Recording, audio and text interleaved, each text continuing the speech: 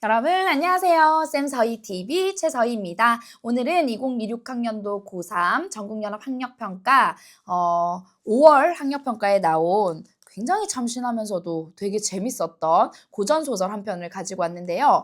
방주전이라는 작품이에요. 이 방주라는 주인공이 정말 이 느지막한 나이에 부모가 얻은 늦둥이 아들이거든. 그래서 그냥 굉장히 오냐 하면서 키우다 보니까 얘가 불효자인 거야. 이제 그 불효자가 어떤 일을 겪고요. 막 저승세계까지 간다? 그리고 나서 이제 효자가 되는 그런 이야기가 중심이고요. 이 과정에서 뭐 나라를 구하는 뭐 이야기도 있고요. 부인이 남편을 섬기는 이야기도 있습니다. 같이 한번 가보도록 할게요. 이 작품의 핵심은요. 유교적 가치의 실현에 초점이 맞춰져 있습니다. 우리 유교적 가치라고 하면은 충, 효, 열, 뭐 이런 것들이잖아. 이런 것들이 굉장히 중요한 가치이고 이 작품의 등장인물도 이런 가치들을 실현하려고 애쓰고 정말 표준적인 모범적인 형태로 실현해내는 그런 인물들이 그려져 있다라는 거고요. 처음에는 불효자였어요. 우리의 주인공 방주가요.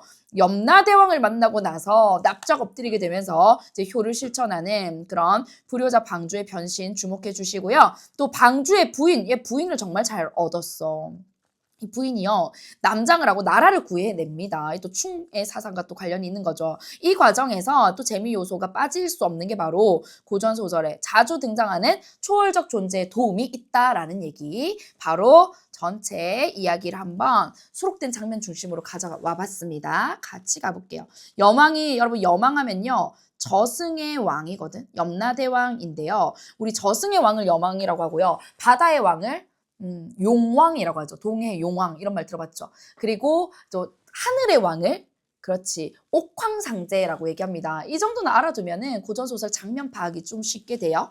그놈이 그리해도 승복하지 않으니 아주 형적이 없어지도록 기름에 삶으라. 오, 지옥인가 봐. 불효자인 방주가 지옥에 떨어졌나 봐요. 그래서 기름에 삶아버리라고 하네요. 귀졸이 명령을 듣고 큰 가마솥에 기름을 한 섬을 붓고 펄펄 끓이며 방주를 잡아 넣으려 하니 우리의 남자 주인공 방주가요. 겁이 나고 몹시 두려워 요런 정서를 놓치면 안 됩니다. 빌면서 말했어요. 소신이 여러분 이 세트에서요. 내가 학교 선생님이라면 내신 이런 거 많이 낼 것 같아요. 소신 밑줄 긋고 얘 단어 뜻 혹은 얘가 높임의 표현인지 낮춤의 표현인지 고전 소설에서 굉장히 자주 나오거든.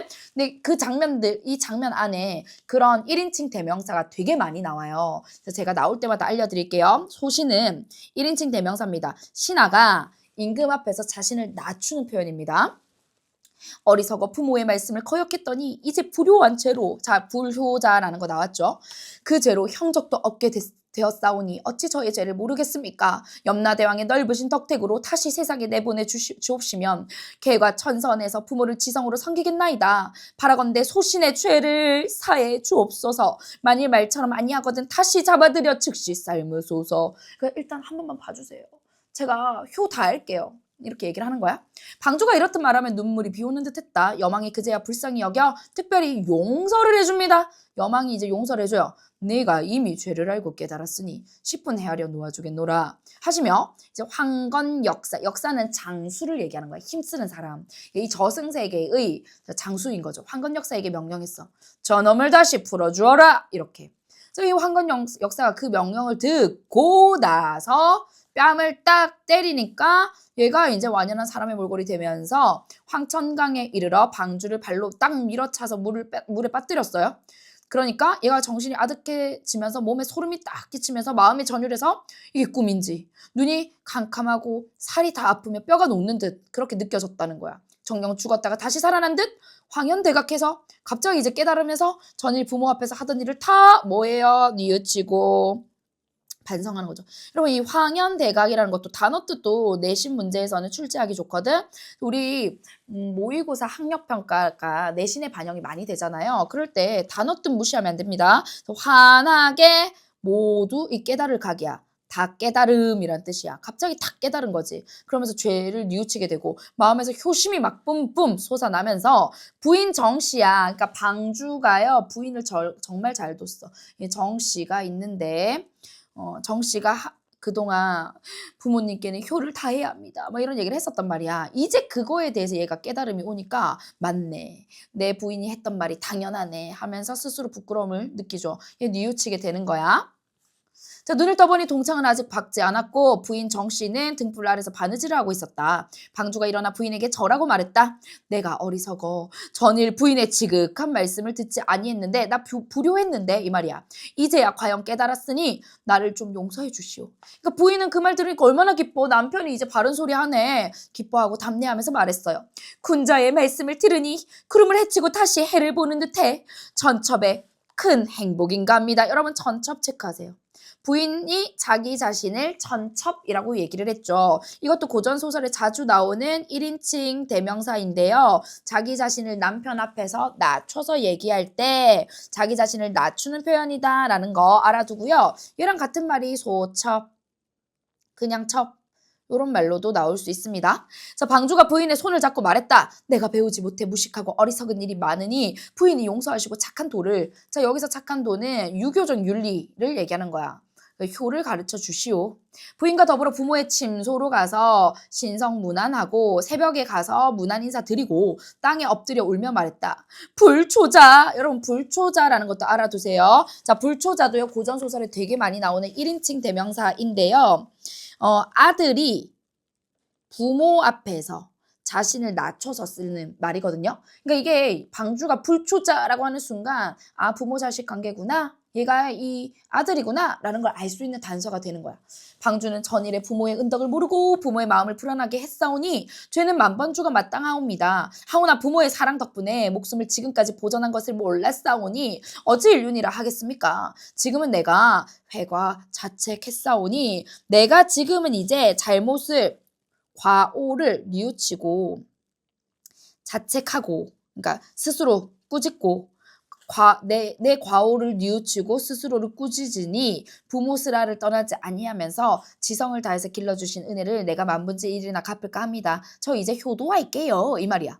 그러니까 진사 부부가 방주의 손을 잡고 눈물을 흘리며 말했다. 여러분 그러면 아하 이 진사 부부가 누구겠어요? 방주의 부모구나라는 거 인물 상황을 통해서 인물관계 파악했죠.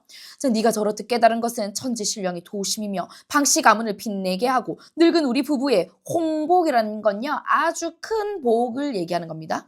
자, 네가 매사에 동동촉촉해서 부모와 처자를 보정케 하며 우리 방씨 가문을 장성하게 하리라. 여러분 이 동동촉촉이라는 뜻은요.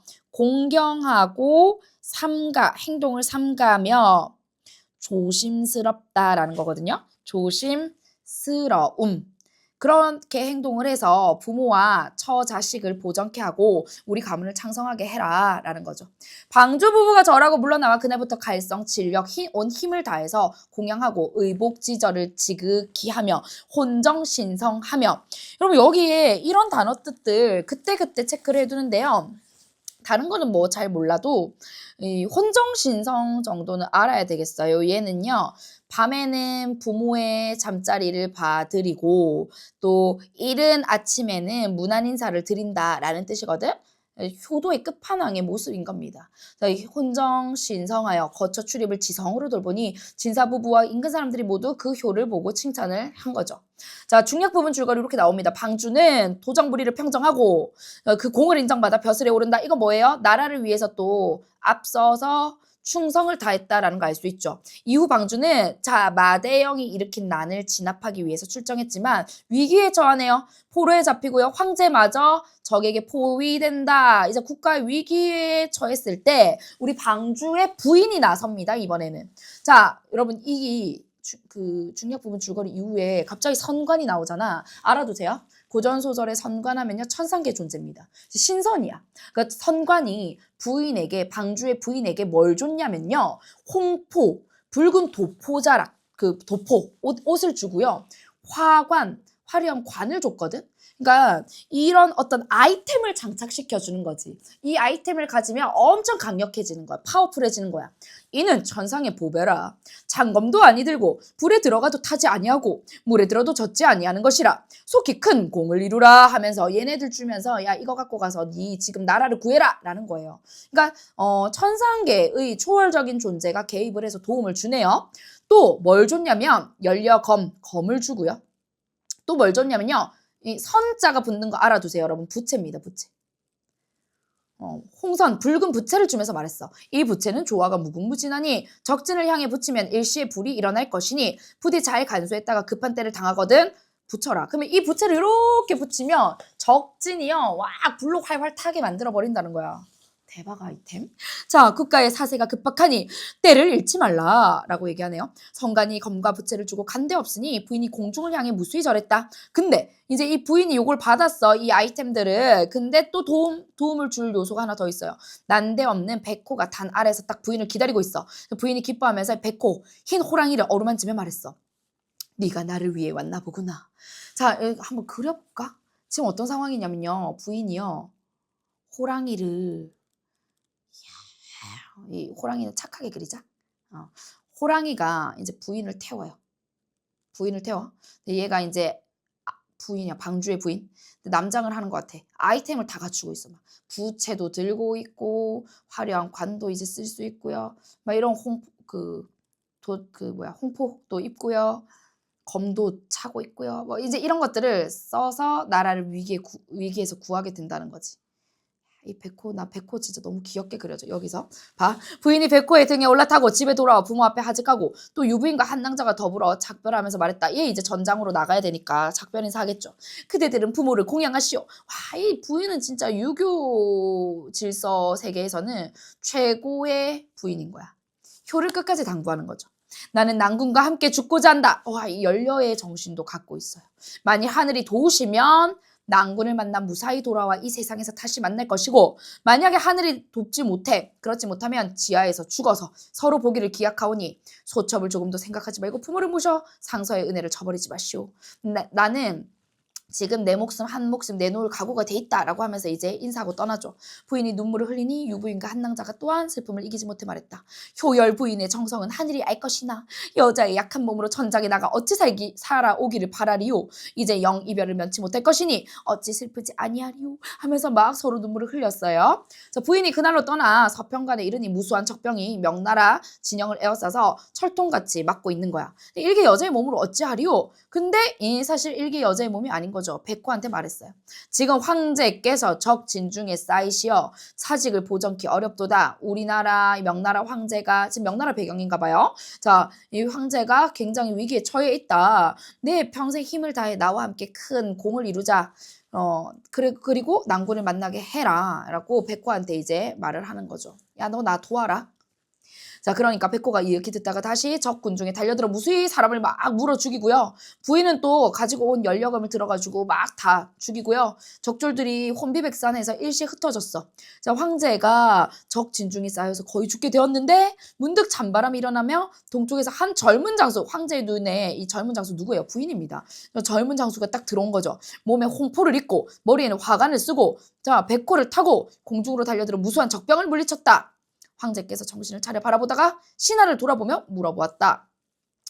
저 장수는 분명 사람이 아니라 형용 전신이다. 하늘이 도우시어 대명 사직을 우리나라를 보전코자 하시어 신장을 장수를 보내셨도다. 누가 알자가 있으리요 하면서 저자의 정체가 뭐지? 이렇게 물어봐. 근데 얘 지금 해피해. 왜냐면 위기에서 구해줬잖아. 황제께서 못내 즐거워하셨다. 이때 부인이 적병을 물리치고 황제 앞에 엎드리니 황제께서 급히 단에서 내려와 부인에게 하례하며 말하셨다. 과인이 더 귀엽소. 여러분 이 과인도 알아두세요. 1인칭 대명사인데 임금이 자기 자신을 이제 겸손하게 임금이 자기 자신을 겸손하게 얘기할 때 하는 말입니다. 자, 덕이 없어 사직을 보전하지 못하고 적 진중에 쌓여 거의 죽게 되었더니 천신이 굽어 살피어 잔명을 보전케 하니 어찌 황감하지 아니오. 황송하고 정말 감동하고 감사하다 이런 거야. 여기까지네요 여러분. 지금 아주 핵심적인 장면이 우리 이번 5월 학력평가에 출제가 됐습니다. 그러니까 정말 그 늠름한 용사의 모습처럼 등장을 해서 이제 남편과 황제를 위험으로부터 구출을 하고 명나라까지도 보전을 하게끔 기여를 하는데 그때 영향을 준 존재는 다름 아닌 그렇지 천상계의 도움이 있었다라는 것까지도 알 수 있고요. 이 작품의 주제는 하나입니다. 그러니까 뭐가 중요하다? 이제 유교 윤리가 굉장히 중요한 가치다라는 거예요. 그래서 효, 충, 열 이런 것들이 굉장히 부각되는 윤리 소설적인 측면을 갖고 있는 작품입니다. 짠! 쌤서희 TV 오늘 여기까지고요. 구독과 좋아요, 알림 설정은 수능국어 1등급으로 가는 지름길을 활짝 열어드립니다. 다음 영상에서 만날게요. 안녕!